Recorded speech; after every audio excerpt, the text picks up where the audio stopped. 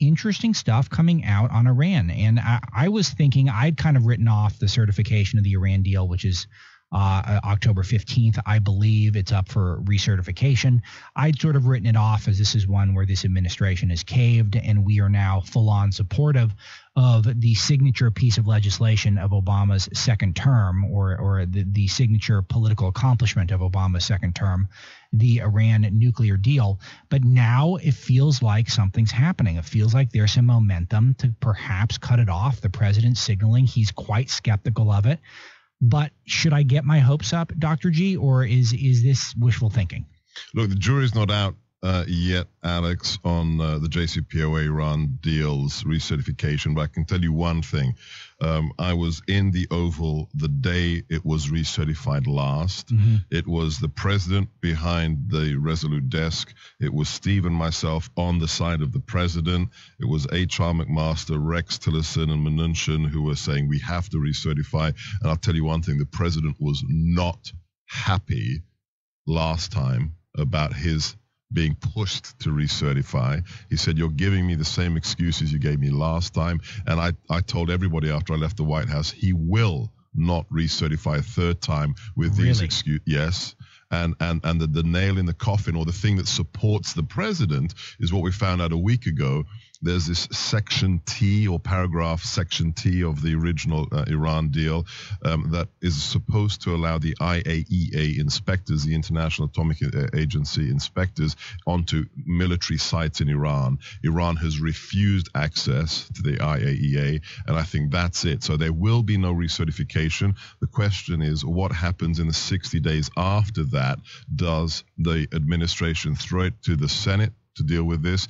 Do we threaten a new sanctions package and then try and renegotiate a new deal? I'm leery of some kind of half-pregnant solution coming outside of the swamp and the establishment, but the president knows he can't recertify. That is amazing. That is fantastic news. I didn't know I'd be getting good news today. So walk me through the possibilities for what happens next. We don't recertify, then what? Right. So we don't recertify, and then immediately there's a 60-day triggering mechanism whereby the administration, America unilaterally, can reimpose the original nuclear-based sanctions on Iran by ourselves. That gives us a 2-month window to deal with. Do we do that? Do we just snap back all the old sanctions, or do we go back to the drawing board with our allies in Europe who, look, the dirty little secret about the Iran deal, there's only one country Iran is actually threatening every Friday in the mosques, apart from Israel.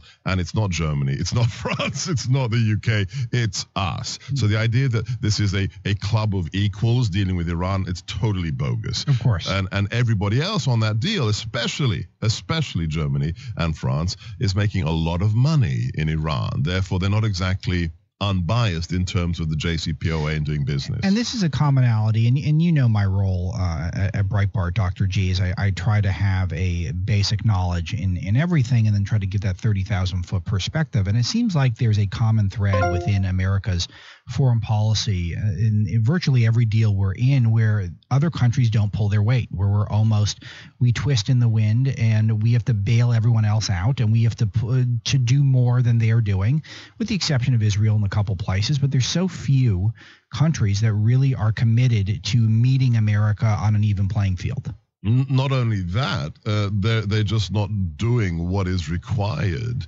in terms of stepping up to the plate to secure the international system. That's why what the president managed to do in just the first 6 months of the administration with regards to the 2% of GDP spent on national defense by NATO members is massive. I mean, think about it. He was accused of saying NATO's obsolete, we're going to leave NATO. All of it was bogus. He was just doing the art of the deal, to the point at which the Europeans knew the freeloader syndrome has to end. Yes. If you want to be when we were in the White House, Steve and I, we used the phrase, are you a serious nation? That's the question. If you want to be our friend, you need to be serious. And when you're spending 70% of your defense budget on personnel costs and pensions, you are not a serious nation. This is the new reordering of the alliance structure, and you've got to step up to the plate. And it's not about your own parochial industrial interests. It's about whether or not you want to stand shoulder to shoulder with the United States and with everything our Judeo-Christian civilization represents. Okay, so how triggered is Rex Tillerson? How triggered is H.R. McMaster if this thing does not get recertified? Look, I promised the president I'm not going to attack individual members of the cabinet. I'm going to support him from the outside. Okay, let me take that back. How triggered are the globalists, either in the cabinet or in the White House, by this? Yeah, this for them is all that I heard again and again and again when we said why the Iran deal isn't good for America, it undermines national security, is, well, our allies, they're just going to completely, it's going to be awful in their reaction. Wrong. America is the leader. When we are decisive, everybody gets in line. When we talk about things like strategic patience and leading from behind, that's when things collapse. That's when Crimea gets invaded. That's when North Korea proceeds to blackmail us with their nuclear weapons. So, they will be triggered. And it's not just members of the administration who are inside the building. It's the swamp. And what I learned in my time inside the White House is most people think the swamp is Capitol Hill and the political politicians. No, the swamp is primarily the massive bureaucratic monolith that has been building for decades.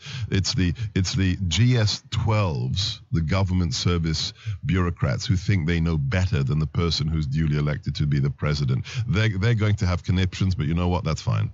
So we have Dr. Sebastian Gorka with me, chief strategist to the MAGA coalition. We're going to get into that in a moment. One more national security topic. North Korea has somehow completely disappeared from the front pages. I admit I sort of predicted this. I thought a lot of that was drummed up, a lot of the North Korea crisis. As I think I agreed with Steve, there wasn't really going to be a nuclear, or there wasn't going to be a military option on this thing. But again, Dr. G, what is the truth? What's happening in North Korea, and why has it recessed into the background of the media? Well, when it comes to the background of the media, I mean, the attention span of the media is so superficial. I mean, think about it. Are we going to talk about Melania's footwear today or not? I would like to. Okay, I didn't know you're into that. No, I am into it. Hey, man, culture is upstream from politics. I've heard that before. Yeah, I've heard that before. But look, it's still a serious, very serious issue. But I think what we saw, 10 days ago, with China's banking sector shutting down North Korea. I mean, these are the newsworthy items that we need to talk about, because the bottom line is, let's be honest, and this is something Steve opened my eyes to inside the administration. China's the key. China's the key. It's not about this crazy guy in North Korea. It's about Beijing, because it's not 80%. It's upwards of 93, 94% of all imports into North Korea come from China. China controls the spigot. If they want to solve this problem, they can solve it right now. They're starting to realize how serious it is, but they have to really turn the spigots off. Yeah, and just to give you guys a preview, the Communist Party Congress begins October 18th, and we're going to be keeping a close eye on that. This is the most important meeting that the Communist Party's had in years. People are saying it's a once-in-5-year meeting, and it's going to involve a leadership reshuffle, and then we're going to see how that affects North Korea policy, trade policy, and a very, very interesting times. And Steve thinks that this century is going to be, Steve Bannon, of course, is going to be a Pacific century, basically teeing it up as the rivalry will be not between America and Europe, the Middle East won't be the centerpiece. It's going to be America and China are going to be the two leaders for the 21st century. And I think that is probably a prescient opinion on Steve. So we are going to be picking up on that later on. Okay, so Dr. G, we're going to spend some time with some callers here. I want to hear more about your 2018 plan. But of course, the biggest item this week is Las Vegas. And you and I were talking briefly off air. Neither one of us have much tolerance for conspiracy theories. But what in God's name is going on? We have almost no answers, almost no explanation about what happened, why, how. And there are so many things that just don't add up in terms of the narrative that we have so far about what happened in Las Vegas. Right. So first things first, I want to make this very clear to the amazing audience you guys have. I love conspiracy theories. as entertainment. Yes, true. That's why they're called theories and not facts, okay?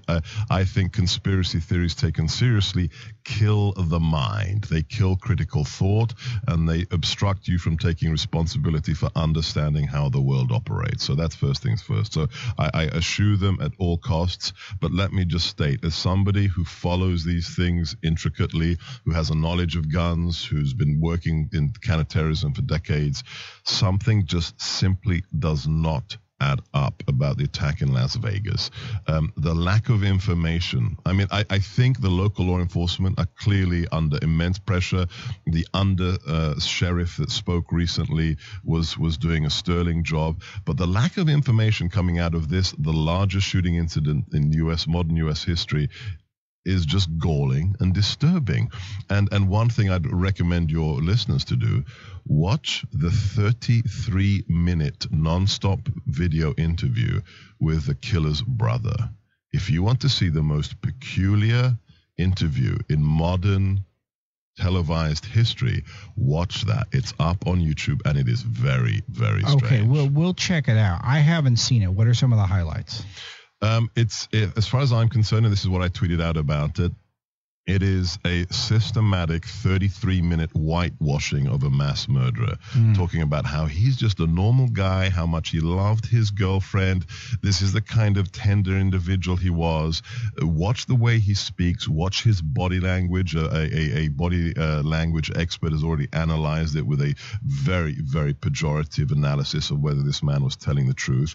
At the end of the day, you know the weirdest thing is, we know nothing about this man's politics. Yes. How is that possible? We know nothing about his politics. We know nothing about his religion. We know he liked to play video poker. I mean, it's just not a lot. The mystery of sending money to the Philippines, the mystery of the 2 holes that were blown out versus 1 vantage point, the fact that he was just able to fire off so many rounds and hit the target so many times.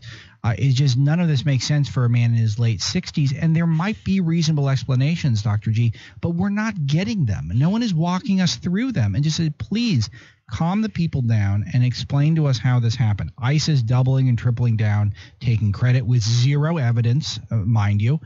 It's just, this is something I've never seen anything like this in one of these instances. And let me just draw one very important observation that applies to whether or not this man was a convert to Islam and a jihadi, or whether he was simply a psychotic that wanted to kill a lot of people. It doesn't matter which he is with regards to one issue. Never in the history of mankind, never has an upstanding citizen on Monday decided on Tuesday to kill 59 people. It happens over time. Sure. This is a process, whether it's a psychotic break or whether it is the process of radicalization into a terrorist group, be it secular, be it right-wing, left-wing, jihadi. This takes time. It takes months, sometimes years. The idea that there were no indicators from within his family, from within his associates, from within the people he sat down and played poker with is absolutely out of the question. And the fact that to this day we have no reports of people who saw something and thought it was suspicious that can tell us which direction he went in, whether it's political, psychological, or religious, it just stinks to high heaven. So we have no narrative of a psychological break. We have no narrative of religious radicalization, and we have no motive. We simply have none of those things, which are the most important questions to ask. And we are 5 days into it. Right. It's not good. This is not good. If you read that in a fiction novel, in a Tom Clancy novel, you'd say, bogus, Tom, you just screwed it up. This is not believable. Yes, exactly. So we're keeping a keen eye on it, and I feel bad for this audience that I come in with more questions than answers. I'd like to provide answers, but sometimes the news is about, trying to ask the right questions. Dr. Sebastian Gorka is with me, and we're talking about Las Vegas right now. Looking forward to speaking to many of you throughout the country for the whole hour. But Dr. G, let's talk about this debate on bump stocks, which is a modification to guns. You're a firearm guy, much more so than I am, though I'm a huge Second Amendment supporter, as the audience knows. And you have actually been arrested for a gun violation. And with the charges dropped, thank you very much. Charges were dropped, but I was going to say that this is just legend. It is truly the stuff of legend. And I would say that I think it actually boosts the resume. I won't in the backstory and the lore of Dr. Sebastian Gorka, but I won't have you comment on that. So just don't ask me to do my Austin Powers accent. Okay? I will not have you do that, though I did think of it. But tell me about your thoughts on the bump stock and this debate that's raging right now. Right. So first things first, I was listening on the way, and I'm very impressed to hear you're a lifetime member of the NRA. That is not what I expected. Thank you. Good man. Look, the bump stock is a piece of plastic that allows a semi-automatic rifle to bounce against your finger to do what is called bump firing. It doesn't change the mechanism of a weapon, and that is why the ATF deemed it to be wholly legal. You can do the bump fire effect without a bump fire stock. You can hook your thumb into your belt, you put your finger on the trigger and bump the weapon off your finger. Go on YouTube and watch, a dozen videos on what bump firing is. So this is just a cheap piece of plastic that allows you to affect something you can do without it in any case. I think your point is the point, the slippery slope. If you allow the camel's nose into the tent on bump fire stocks, that's it. Then you have capitulated to the argument that the object itself is the problem, the inanimate object. This is what the left has told us for decades, that it's not somebody with a will to kill, be they a terrorist, be they a psychotic. It's this thing, this gun or this addition to a gun. If we give in to that now, then it's over, and people like Feinstein and Schumer will just have a field day with it. Yeah, and here's the thing, that hearing the NRA speak, and again, this is the front page above the fold, the massive headline is that the NRA is getting ready to cave on this issue. I broke down some of their statement that they put out yesterday. There's certainly some virtue signaling going on. I think they see this as, we don't really care about the bump stock. We're not thinking about the bump stock. Maybe it should be illegal anyway. Let's not fight this fight. I understand that. I sympathize with it. But that's not the stance that we need to take if you're pro Second Amendment, because this would be the beginning of an erosion of our basic constitutional rights. And I say this as a guy who is not a gun guy. I believe in the Second Amendment. I don't have an interest in the bump stock. I don't care about the bump stock. What I care about is I understand the left, and I know when they see blood in the water, it is game on. And why would you want to buckle on such a minor thing? I reached out to the NRA when I knew I was coming onto the show today. And let me just tell you what a very senior member of the NRA told me this morning. We will fight any ban or confiscation scheme with the strongest possible resistance. Good. Talking about bump stocks, right? Good. So you can see perhaps potential virtue signaling in terms of some media interpretations, but after what Wayne LaPierre has done, after the fights, remember, what did they say after Newtown? Do you remember? They said the NRA is dead. That's it. Yes. Toast. He's gone. The whole thing is going to cave. They didn't. They doubled down and they fought for our rights. And I think now we double down again and we say, guys, we're not going to give in to this. And in fact, reciprocity is what we're going to demand from the Congress, because this is what we need.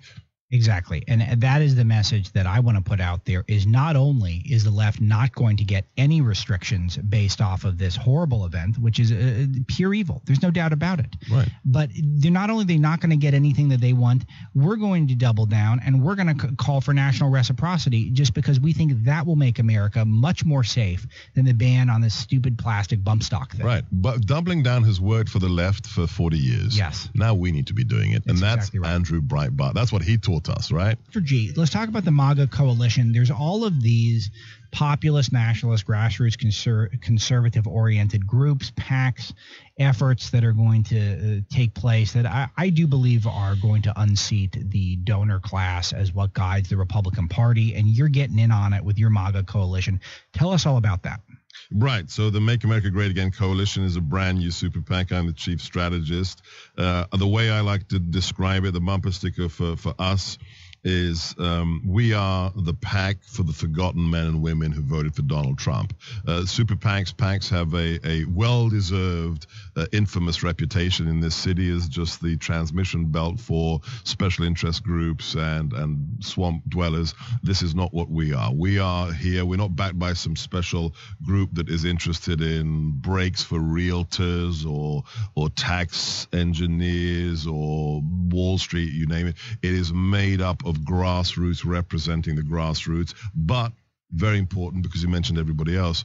I only agreed to come on the MAGA Coalition. Check it out. It's magacoalition.com. If we work together with all the other initiatives out there, Steve's and everybody else's, that is here to drain the swamp. So no more territorial competition. We have to come together. That's why, and I think it's pretty historic, what was it, Tuesday last, both PACs went down to Alabama together to campaign on the same platform for Judge Moore, and look what happened there. Yeah, very important. So how do we get involved if we want to support what you're doing? Go to magacoalition.com. And the biggest thing is, as a famous politician once said, every nation deserves the government it elects. Get involved. We can give you guidebooks, handouts, how to get involved at the local level. But what needs to be understood, and I think this audience gets it. Yes. 2018 is different. 2018, we had a political revolution at the presidential level last November. This now has to be transmitted onto the local elections at the state level. We've got very interesting things happening. You've got Marsha Blackburn, Patrick Morrissey, Kelly Ward. This is the moment where after 30 years of the establishment looking after itself, we challenge them to bring representative democracy back to this great republic. And the Gorka decision, the Denton decision tells you that the establishment knows they're feeling the winds of change, and we have to ride that change to make sure that Washington changes for good. Yeah, and I think that's a very important point about what's coming in 2018, which is that we have to community organize. We have to be organized at a local level. This is how we keep people involved and interested, ready to be motivated to engage politically. This is what the left has been kicking our butts on for years and years and years. It is time to step up, and I'm glad to see all of these new initiatives, yours and a couple others as well, who are excited to get after it. So, okay, any calls now for Dr. Sebastian Gorka? If you can get through, I know it's tough, at 866-95-PATRIOT. We will be taking you for the rest of the hour. Let's talk to Heath in Texas, line 2. Good morning, Heath. You're on with Alex and Dr. G. Good morning, Alex. Dr. Gorka, how you doing? Very well. Nice to talk to you in person now. Good morning. Good morning. We exchanged a couple of messages on social media. Anyway, hey, thanks so much for everything you're doing. You actually just made a point I was going to try to make, was that we can tell by the left's act and the progressives how their actions have been since the election. They're freaking out. They're worried that more outsiders are going to get involved. And they'll see how they've been deceiving the public for all these years. So my question, you already answered it, was how can we get involved, more involved, whether it not be with the administration directly or even with any campaigns, but what can we do at a grassroots level to keep the momentum going? Like you said, is it your website? Is that correct?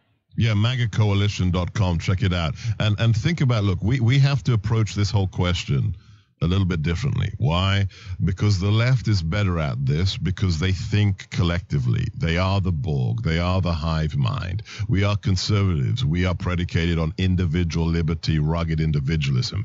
But we have to get over that. We have to think about our children, our grandchildren, the future, and think of all about the republic, what we are doing. I have an argument with Steve on this issue. I don't like the word populism because populism has had developed over time this pejorative taste in the mouth. Sure. For me, what happened last November, what happened in Alabama, that's not populism. It's the reassertion of democracy. It's the reassertion of the people's voice. What we have seen for the last 4 decades is people get elected on a ticket, on an agenda. They come to D.C. and they think, well, you may have elected me, but you know what?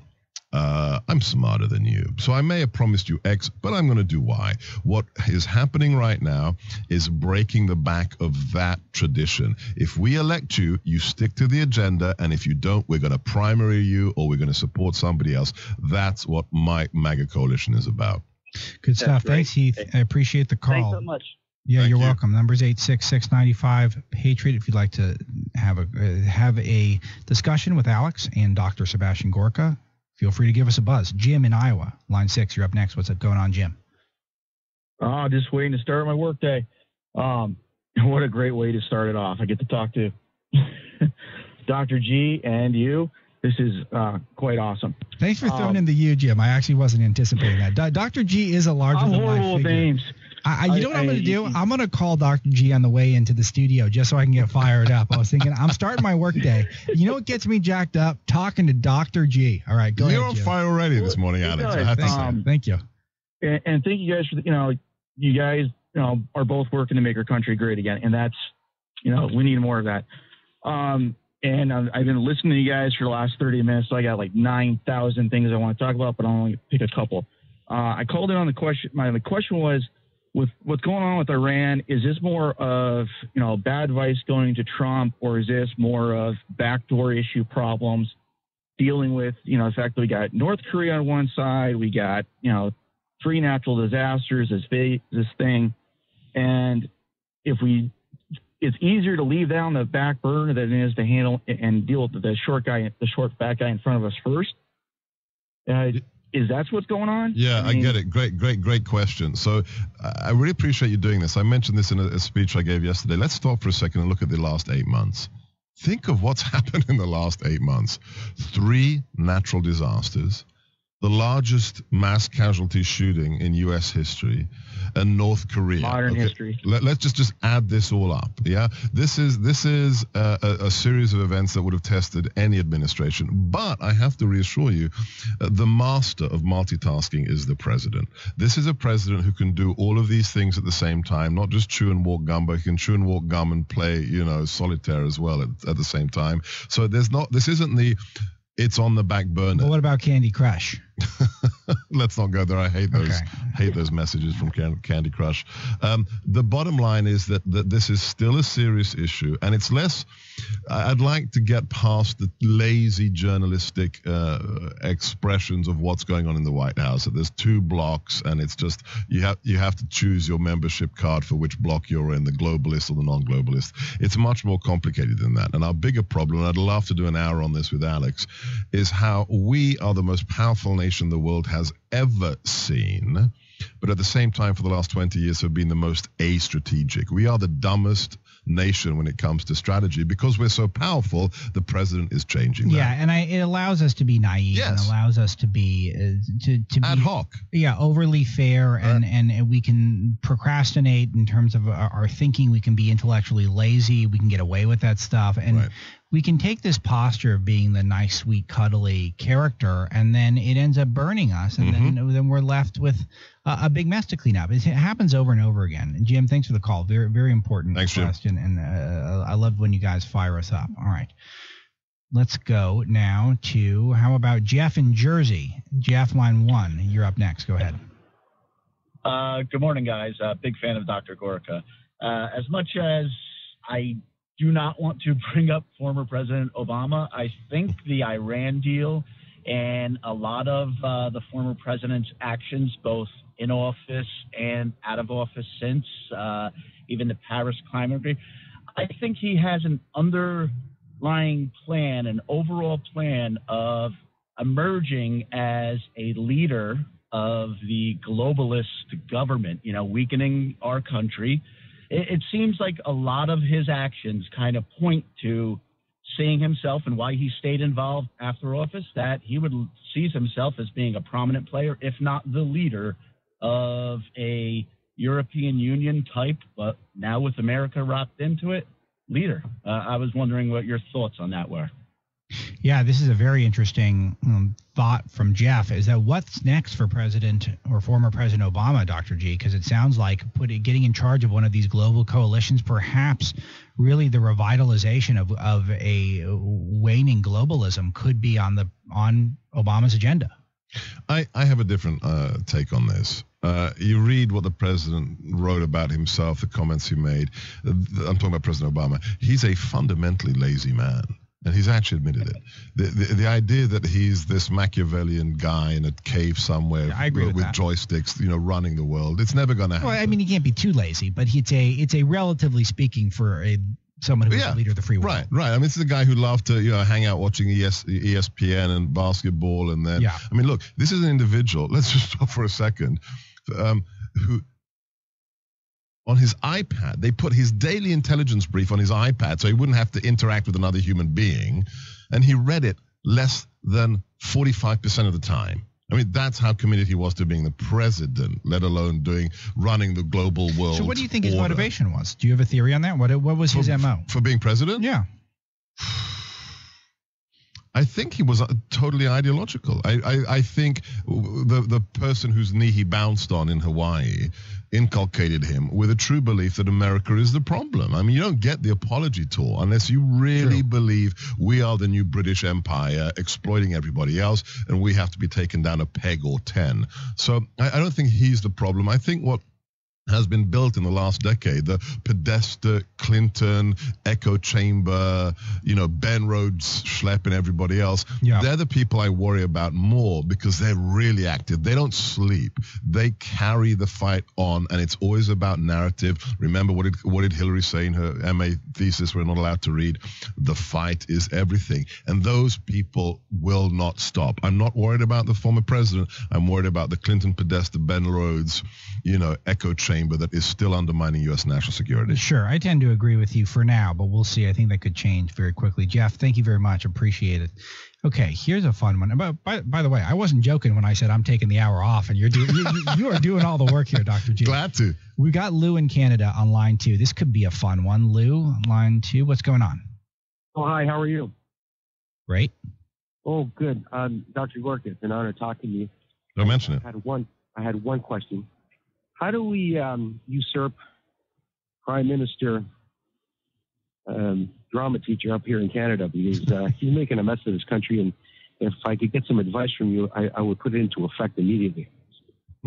I wish I had one simple answer to that. I'm still appalled this individual was actually elected by Canadians. I mean, if you could pick a pajama boy to be, a head of state, it just blows my mind. This individual who still doesn't get what the threats to Western civilization are when they're happening on the streets of your fair nation. Look, again, quote, every nation deserves the politicians they elect. So I'm sorry, you have to look in the mirror and you have to work it out yourself. And Canadians have to politically take their nation back if they want it to survive as a cohesive nation. Well, thanks. Thank you. Yeah, we had 10 years of Harper, and he was great. And yes, we went from one extreme to the other. Yes. Is it Lou? Do you feel like that people just fell in love with Trudeau as a television character and basically voted for someone just based on his looks and his family and his smile and his attitude? You tell us what happened. Well, his father, who I despise, is he's about as leftist as you get to get. He's a communist sympathizer. He spent most of the Second World War in Cuba, believe it or not, before he decided to get to turn to politics. But that's part of the drive for people to vote for him, because a lot of people, loved Pierre Elliott Trudeau. Secondly, the issue of legalizing marijuana was, number one for the millennials, and then that's another block that put him in. And I guess the third thing was there was such a great message. That's the that's how we're going to save Western civilization, right? And Lou, thanks for the call. We got to take a break, but it's just one of these things where I don't mind people cutting loose, and I'm not a super hardcore guy on some of these libertarian issues like marijuana and stuff like that, even though I think it does a lot more harm than good for a society, and I just don't know. But the encouraging of young people to spend more time high, I don't get this is what you run on as a politician. Young people should spend more time toking up. It's like what is that about? That's a policy. That's how you win in Canada. What did you make of these comments, Dr. G, that the president talking about this calm before the storm? I thought this was very strange that he said this, and quite dramatic that he said that a calm before the storm before his meeting with military leaders at the White House. It's going to be the General Dunford, James Mattis, General Mattis, General Kelly, General McMaster. He's right before the meeting. He said that is the calm before the storm. What do you make of that language from the president? It's hard to tell because watching the president closely for the time I was in the West Wing, he just knows how to play with the media. He is the master of messaging. So whether it's on the Iran deal, whether it's on this meeting, I can tell you that watching what he did with the principals on numerous times on key issues such as Afghanistan, he knows how to prep the battlefield, and he always comes in to crash conventional wisdoms. This may be the case. We know some very interesting things are going to happen in Afghanistan soon. Secretary Mattis has intimated as much with regards to we're not going to use drones to solve the problem there. It's going to be a little bit more, how shall I say, robust a response to groups that threaten the United States. Could be related to that, could be related to Iran. But to tell you the truth, Alex, only the president knows. Only the president knows, which is fun. I don't have a problem. Isn't with it? That. I mean, look, he's the president. Yeah, he gets to do that. He does get to. Okay, so here's one where, and I know you're going to need to be a little diplomatic here. There's a report out early this morning from The Hill that Mike Pompeo is under consideration to replace Secretary of State Rex Tillerson. Rex Tillerson the reports are that he called the president a moron, that he doesn't get along with the president. I don't think Tillerson's on board with the MAGA agenda, though I think, he's a smart, capable guy. He's always seemed like he stuck out like a sore thumb. I don't need your commentary on Secretary of State Tillerson unless you want to volunteer that. I'm more curious of your commentary on Pompeo, who does seem to be a MAGA guy. He's running the CIA right now, and he seems like our type of cat. He doesn't seem to be. He is 101%. I had lunch with Mike Pompeo very soon after the inauguration in the Navy mess in the West Wing. This guy is fully on board, very loyal to the president. He's one of us. He is a MAGA man. It would be fabulous if he was given any position outside of the CIA as well. He's doing superb work there. Let me talk about the State Department for a second. Irrespective of what Rex has or hasn't done, there are two departments in this nation that have been subverted the most, especially under the last 8 years, that do not represent the values of the founding of this republic. One of them is the State Department. Kudos to the exceptions, but most of the time the people of the State Department do not represent our interests. They represent the interests of other nations. That is not what the State Department is about. And secondly, the other one, which is even worse, and I pity the Attorney General, the Department of Justice. The Department of Justice was so criminally politicized under the Obama administration, under Eric Holder, that is swamp times 10. So, having somebody like Pompeo come into the State Department would be great news.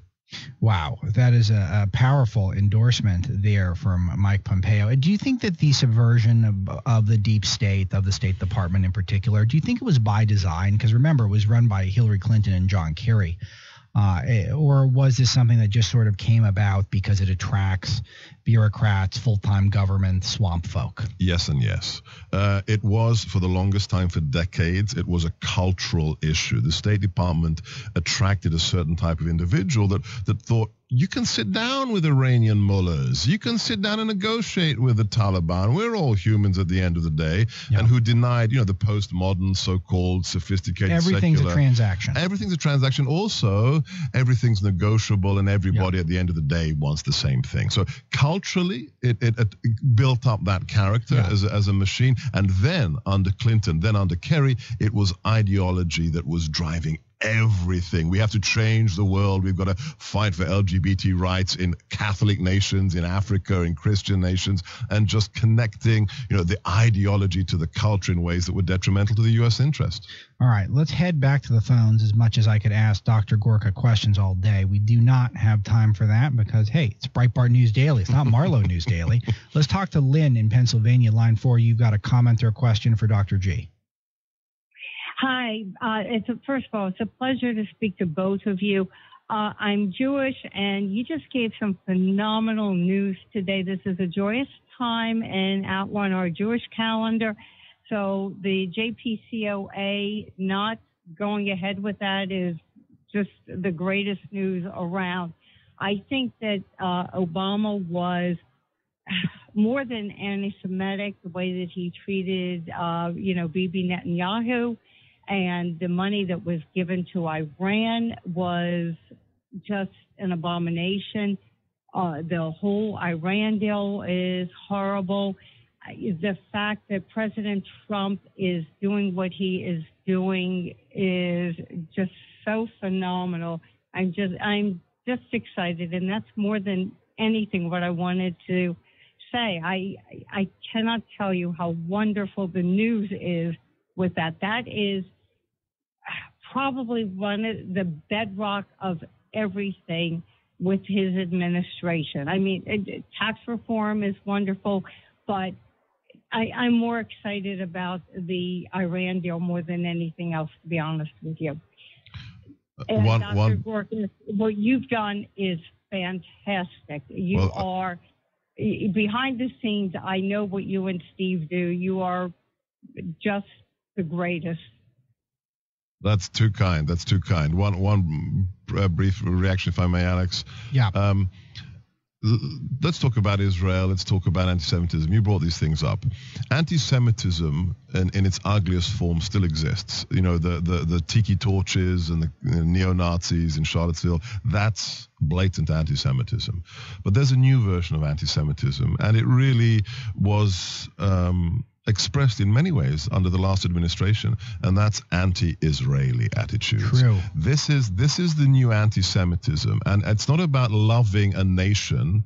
It's about the fact that if you are systematically anti-Israel, pro-BDS, then you are really a new type of anti-Semite, and we need to understand that. And I think it's fascinating. If you look at the attacks against Steve, the attacks against the president, attacks against me, almost exclusively the people who are most vicious in their attacks on this administration, in terms of with xenophobes or what have you, they are people who are pro-Iran deal and pro-BDS.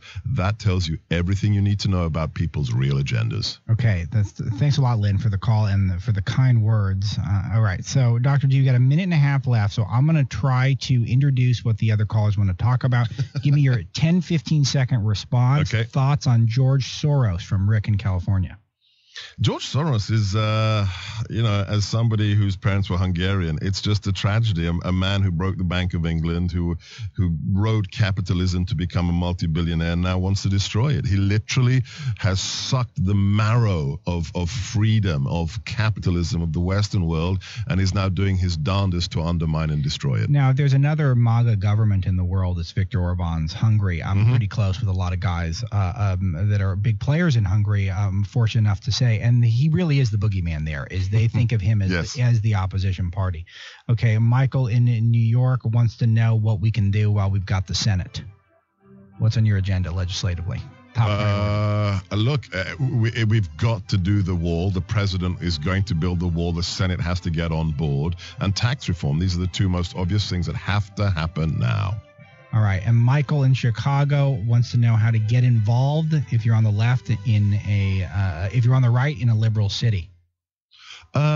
Start. All politics is local. Start with the school board. Get active at the local level. Subsidiarity. Change the system from the lowest level because it can work. Look what the president did in those blue states. Amen. And Ward in Utah wants to thank you for saying Obama's lazy. We got to everyone. So everyone, what a great show. So much fun.